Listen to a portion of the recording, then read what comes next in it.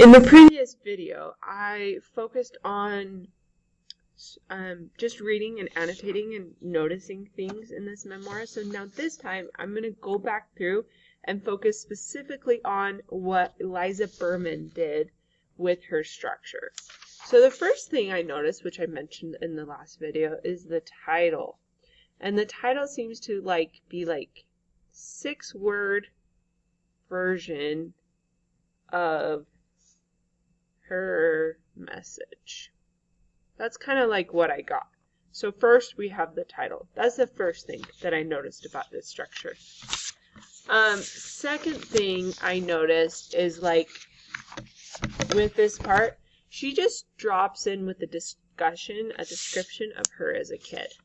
So I want to make this general enough that I could apply it to my own memoir. So I'm just going to call it drop-in description of the beginning. And through that, we can see her finding context. So providing context, like she describes how it was in the beginning. She, looking back, like how tightly won she was. I'm just going to context of the beginning. Oops. Oh, well, I misspelled beginning. Okay. So that's the first part of the story. And then I feel like right here, when she's 12, is when kind of her story starts. Like when she starts with a specific event. So, I mean, she has an example. So I don't know, chronological example.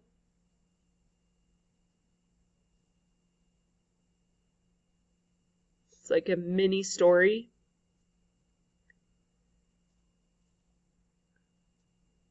And then here, when I was 16, with my mom, the dad gets a brain aneurysm. So I feel like that's another story.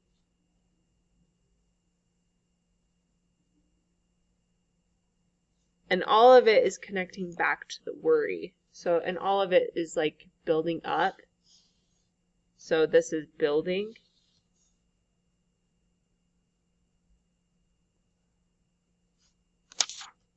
Okay, and then, let's see, she describes junior year of high school, dad's brain aneurysm. Okay, here's another time. 6 weeks went by. By the way, I love the imagery here. Just throwing that out. The leaves turning yellow and brown and stuff. So 6 weeks go by. I feel like that's still part of this example story.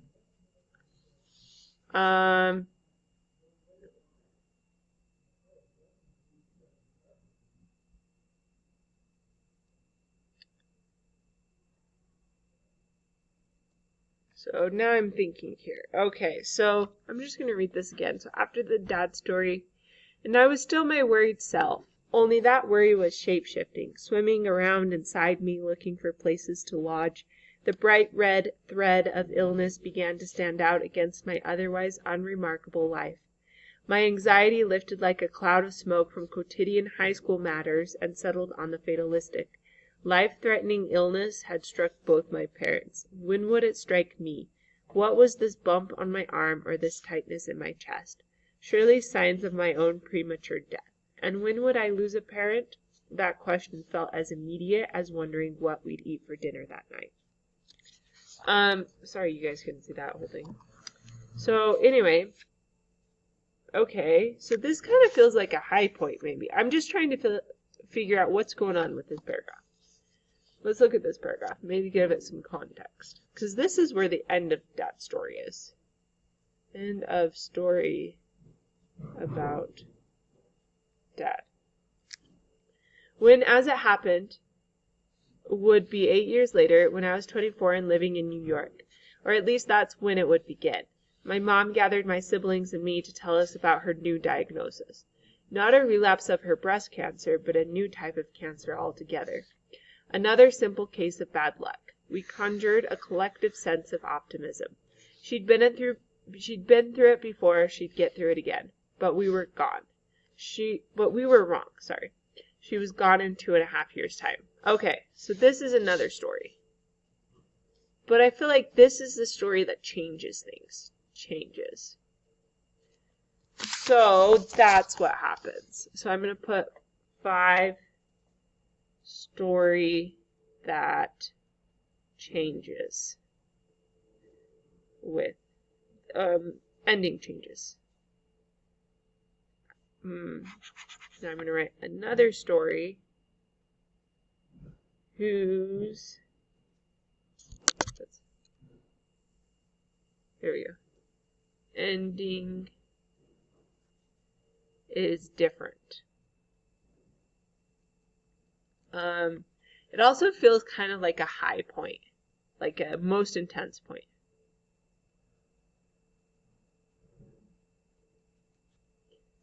Okay, so let's see what happens next.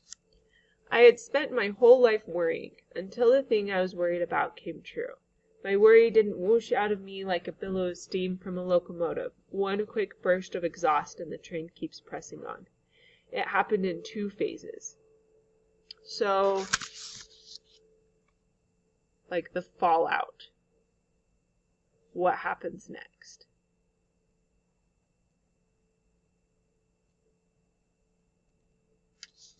I don't know. I had spent my whole life worrying. Oh, wait.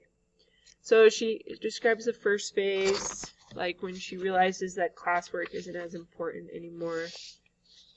And she doesn't have to, like, she doesn't really worry about it.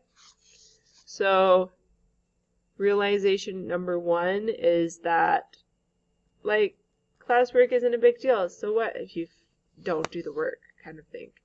And that's what she means by, like, this. You just don't get it. I thought, aware rather suddenly that I did.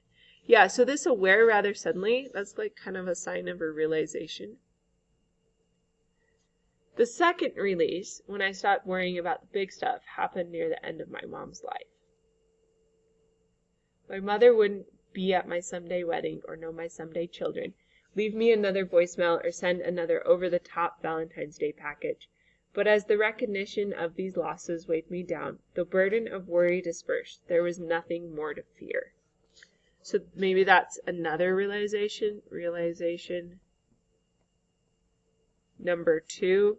Or, you know, we're trying to make this as general as possible. So maybe we could just combine this into 1 realization, possibly. Who said a memoir has to have 2 realizations? In reality, the graph of my declining worry probably, so she describes her realizations again.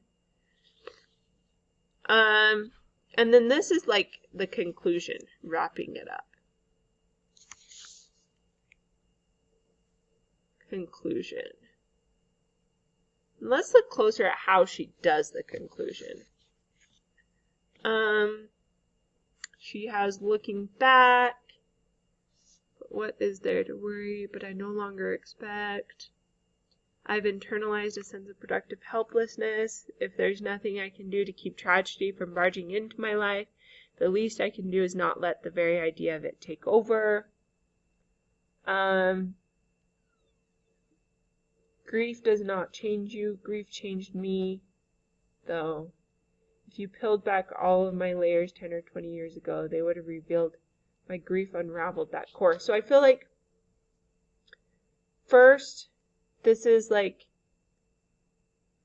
her new self. And then this is lesson she learned.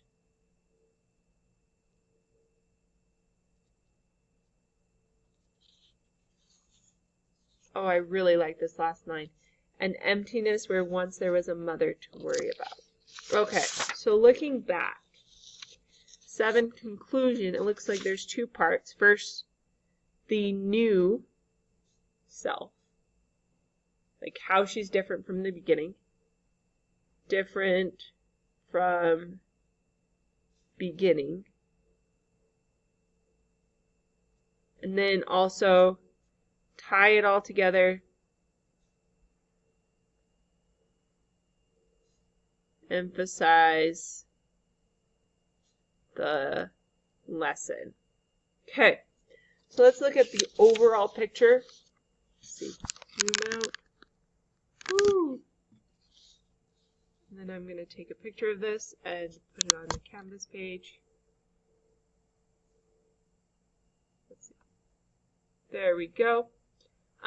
So now, if I wanted to turn it into a story, maybe I could, like, let's say I'm going to write about, I don't know, just the time my brother burned fudge in the microwave.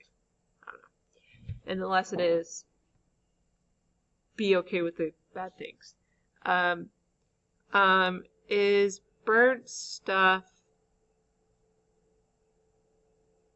okay? I'm just throwing these out there. This is like really awful, but I'm just kind of showing you how you could fit everything in. Is burnt stuff okay? That might be my question. And then I could do a description, so like I could like, let me do this in a different color.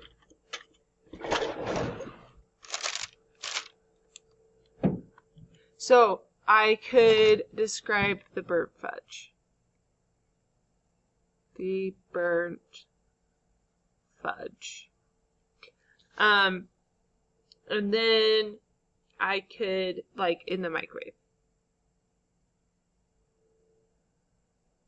And that would probably just connect to my first story. And then another example of burnt stuff.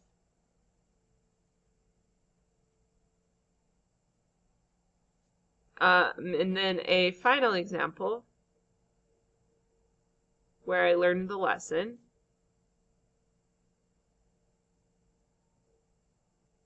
Lesson 2, just deal with burnt stuff.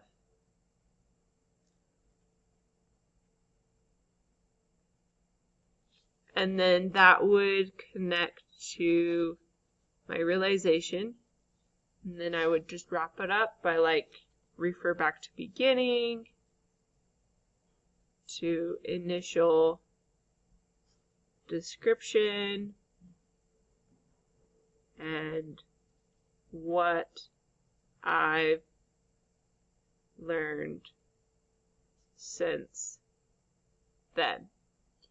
Okay, so this is just like a general structure. Just looking through it, when I actually, if I ever actually do write this, I might just like not use a second example just as I'm thinking of what I have in my head. I don't think I need that many examples just because of what I picked. So that's generally how memoirs work. So now looking back to, I kind of want to circle the things that absolutely have to be in the memoir. Definitely a title. You definitely need some sort of beginning, but like I'm thinking, do you have to use description in the beginning? So I don't know. I'm going to circle it. Probably need at least one example, but I feel like the key example is this one, the one whose ending is different.